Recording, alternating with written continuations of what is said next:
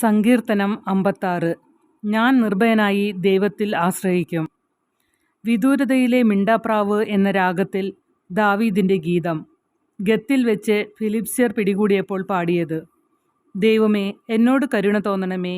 മനുഷ്യർ എന്നെ ചവിട്ടി മെതിക്കുന്നു. ദിവസം മുഴുവനും ശത്രുക്കൾ എന്നെ പീഡിപ്പിക്കുന്നു.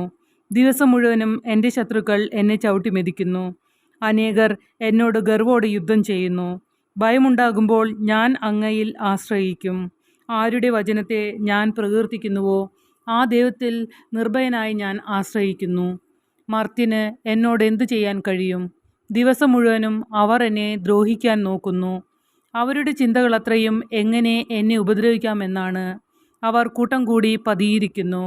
അവർ എൻ്റെ പ്രാണനു വേണ്ടി പതിയിരുന്ന് എൻ്റെ കാലടികളെ നിരീക്ഷിക്കുന്നു. അവരുടെ അകൃത്യത്തിന് തക്ക പ്രതിഫലം നൽകണമേ. ദൈവമേ, ക്രോധത്തോടെ ജനതകളെ തകർക്കണമേ. അവിടുന്ന് എൻ്റെ അലച്ചിലുകൾ എണ്ണിയിട്ടുണ്ട്. എൻ്റെ കണ്ണീർ കണങ്ങൾ അങ്ങ് കുപ്പിയിൽ ശേഖരിച്ചിട്ടുണ്ട്.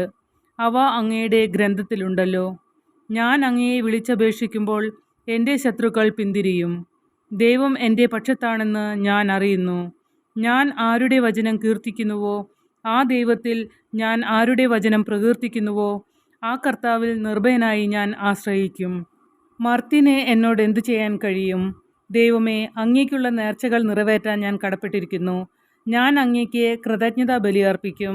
ഞാൻ ദൈവസന്നിധിയിൽ ജീവൻ്റെ പ്രകാശത്തിൽ നടക്കേണ്ടതിന് അവിടുന്ന് എൻ്റെ ജീവനെ മരണത്തിൽ നിന്നും എൻ്റെ പാദങ്ങളെ വീഴ്ചയിൽ നിന്നും രക്ഷിച്ചിരിക്കുന്നു.